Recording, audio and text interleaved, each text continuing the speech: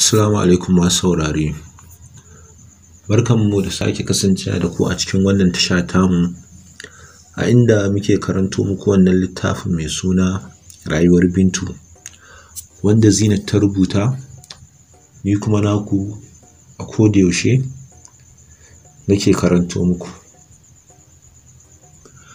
Kada a manta a yi mana subscribe, sannan a danna mana ƙararrawa domin kasancewa da sababbin shirye-shiryenmu a duk lokacin da muka ɗora.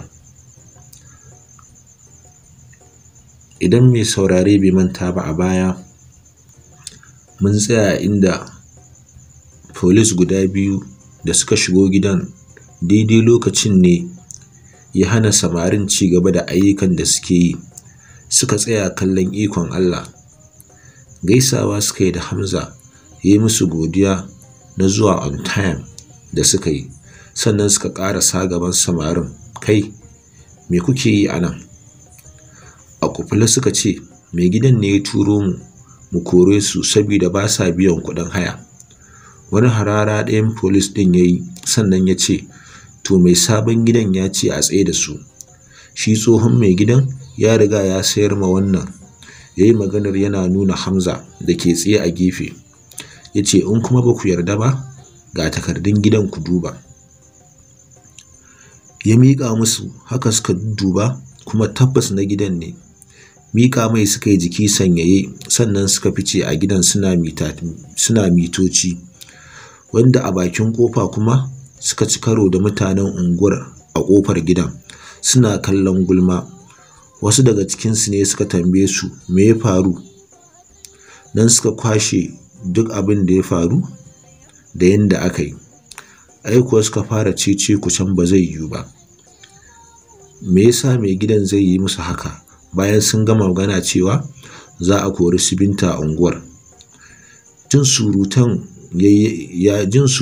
ya yi yawa ne ya sa polisawan fita suna tambayar su ba'asi.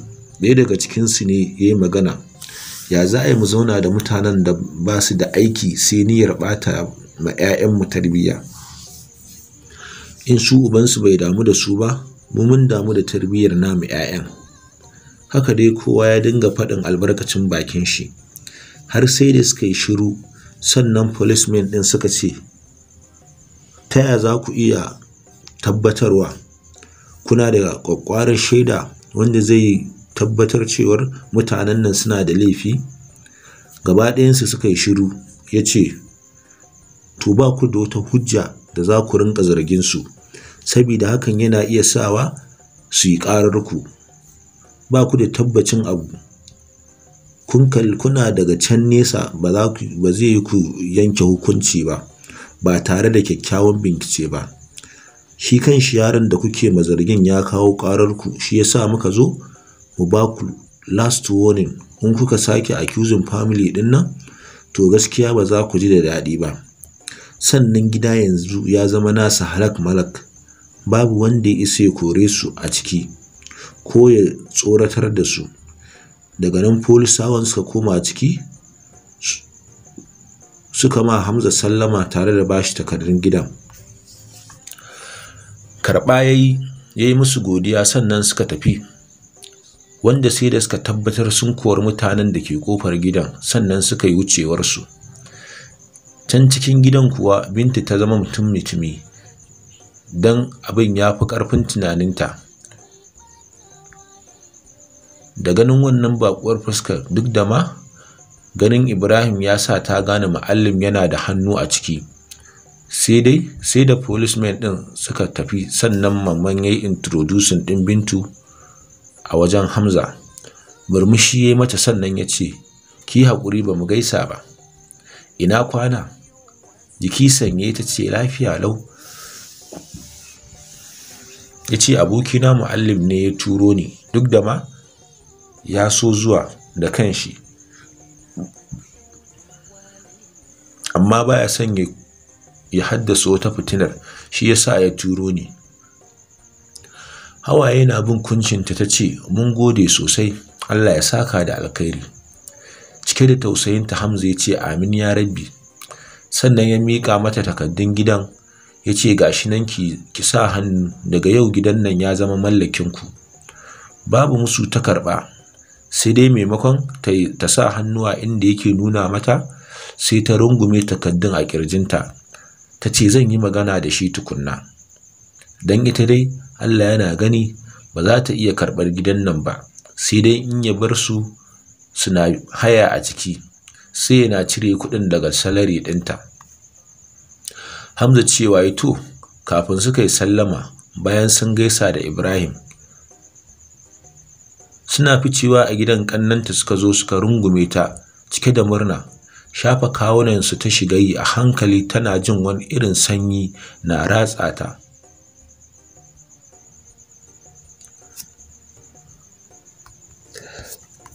Tana jin wani irin sanyi na ratsa ta for the first time.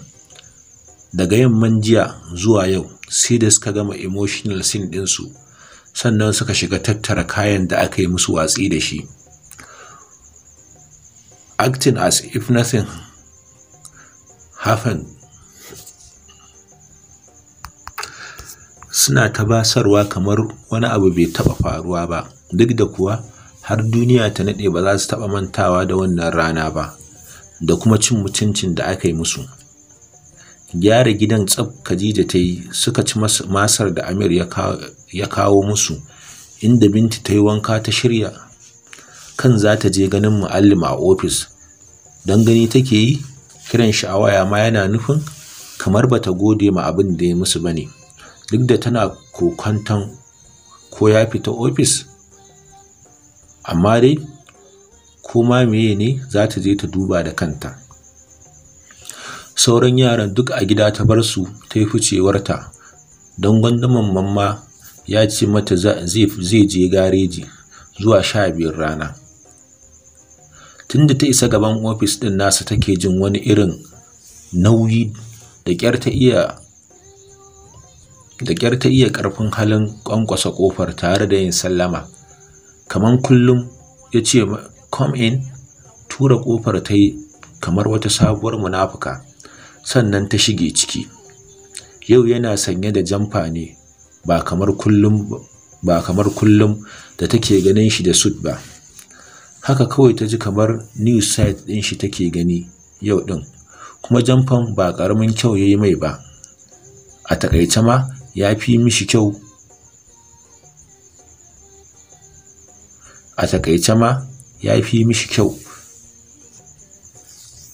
Da sa shi kwarjini akan suit ɗin. A kunyace ta ƙarasa gaban desk ɗin nashi, ganin irin zuba mata idanu da yi ta ce, ina kwana yaya Muhammad? Lafiya lau Zara, ya kike? Ta ce ina lafiya. Ya jikinka? Ya yi dariya, daman ban da lafiya ne? Maraice fuska ta yi, tana nuna tashi fuskar. Juyawa ya kalli mira da ke gaban shi, yana kare ma fuskarsa kallo tare da tattaɓawa, kamar cewar ba wani abu da ya faru. Me a fuskar tawa? Ni dai ban ga komai ba. Jijjiga kai ta yi, tana mamakin sauƙin kanshi. Babu shiri sai ga hawaye sun fara bin kuncinta. Sakan baki yayi yana kallanta, ita ma shi ɗin take kallo. Ido fal da hawaye ta ce, na gode sosai yaya Muhammad. Without you in our lives, ban san ya zami ba. You are not a family, but you never cease to help us.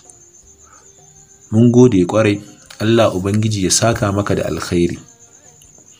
Shi kamar sa me zai ce mata yayi, saboda she is making a small issue into big one. Tana mai da ƙaramin al'amari zuwa babba. Shi bai ga me abin kuka a nan ba. Daman in ana farin ciki ma ana kuka ne? Ya girgiza kai cike da rashin yadda, sannan ya ce, Amin. Murmushi ta saki, sannan ta sa hannu a jakarta ta ciro takarda ta ciro takaddun gidan ta miƙa mai. Gashi yaya, ba zan karɓa ba. Hararanta yayi ta ce, Allah ba zan iya karɓa ba. Alherin da kai mana suna da yawa, ina jin kunya in karɓa. Barinmu da kasa aka yi a gidan ma kaɗai ya ishe mu. Tura mata takaddun yayi ya ce ki sa hannu in dai kina son mu shirya Zara. Marerece fuska ta yi, don Allah ka yi haƙuri, za mu zauna a haya sai kana cire kuɗin a salari na. Amma ba zan karɓi wannan gidan ba. Don Allah ka girmama hukuncin da na yanke. Shiru yayi yana nazari. Murya can ƙasa ta kuma cewa, Please yaya Muhammad kaji. Ya ce na ji, amma ina da sharaɗi nima. Ware idanu ta yi ya ce tunda zan bi naki dole ke ma ki binawa, in ba haka ba za mu koma hukuncin farko. Cikin sauri ta ce na yarda. Ya yi murmushi. Ba za ki biya kuɗin hayan komai ba, ku yi ta zamanku a gidan har sai ran da kuka samu muhallinku na kanku. Ba don taso ba ta ce to na yarda. Ya ce yarinyar kirki. Hararen shi ta yi cikin wasa. Hakanan kuma ta ji lokaci ɗaya tambayar da ta so mishi jiyan ya dawo mata. Dan gyaran murya ta yi sannan ta ce, jiya ina son in tambaye ka wani abu. Ya ce ya, haka fa, faɗi ina sauraron ki. Wasa ta shiga yi da 'yan yatsunta. Ita kaɗai tana ta kokwanton tambayar ko kar ta tambaya. Jin ta yi shiru ne ya sa shi cewa ina jinki. Cikin ƙaguwa ta ɗago ta dube shi. Daman shekaran jiya su Ilhams sun zo suna faɗa min wani magana ne. Shi yasa na ce I will confirm it for you. Yayi dariya. Au, maganar mu da kaka ko? Ta gyaɗa mai kai a hankali ya ce kar ki damu. Kawai da wasa nake. Tsohuwar nan ta sa ni a gaba kan in nemo mata. Shi yasa ne mata ƙarya da ƙannanki don mu zauna lafiya. Amma in ranki ya ɓaci, ki yi haƙuri. Cikin sauri Bintu ta ce ba komai fa, ni ma ina baka haƙuri saboda kokwanton da na yi. Murmushi kawai yayi yana duba agogon hannun shi tare da mamakin ya aka yi Hamza bai iso har yanzu ba.